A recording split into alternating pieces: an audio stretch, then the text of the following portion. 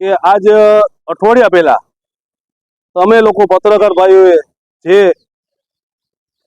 Jubilee પુલની નીચેનો જે મલબો પડ્યો એનું ઇન્ટરવ્યુ તમે લઈ ગયા હતા ને માર્ગ મકાન વિભાગના સોલંકી સાહેબે એમ કહેલું કે અમે આ મલબો અમારી પાસે મશીનરી નથી તો અમે આરએમસી પાસે મશીનરી માગીને અમે સાફ કરાવવાના છીએ।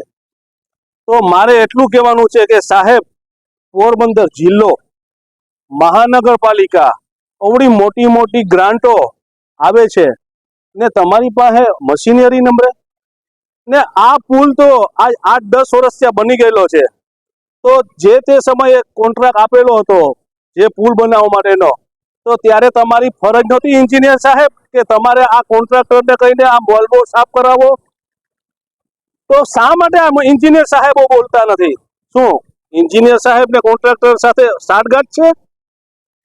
ને એન્જિનિયર સાહેબ, તમે પણ આજ 10 દિવસ થઈ ગયા તમે કહેલું કે અમે મશીનરી માગેલી છે ને અમે 2-3 દિવસમાં કામ ચાલુ કરીએ છીએ, મશીનરી આવી જાય પછી। તો સાહેબ આજ 10 દિવસ થઈ ગયા, શું તમે મેઘરાજાની રાહ જોઉં છો કે મેઘરાજા આવી જાય તો અમારે બાનું મળી જાય કે હવે વરસાદ આવી ગયો છે, પુલમાં પાણી આવી ગયું છે એટલે મશીનરી ચાલે એમ નથી?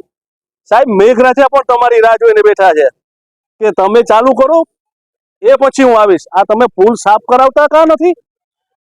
તો સાહેબ, તમે જાણી જોઈને તમે સાફ નથી કરાવતા, કારણ કે તમારે આ પુલ સાફ કરાવવા માટે, ખાડી સાફ કરાવવા માટે તમારે ટેન્ડર પાસ કરાવવા છે, કારણ કે કરોડોના ટેન્ડરો પાસ થાય પછી તમારું ગાડું ચાલુ થવાનું છે, ત્યાં સુધી તો તમારું ચાલુ થવાનું નથી।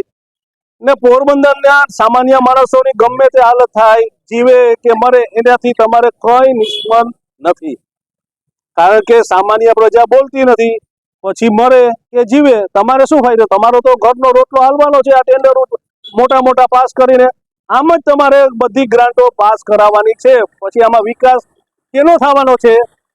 મારે આટલું જ કહેવાનું છે। મોટા નેતા જો ગાંધીનગરથી આવે કે દિલ્હીથી આવે તો અડીખમ 24 કલાક આ લોકો તાત્કાલિક યુદ્ધના દોરે બ્યુટી પાર્લર કરી દે પોરબંદરને।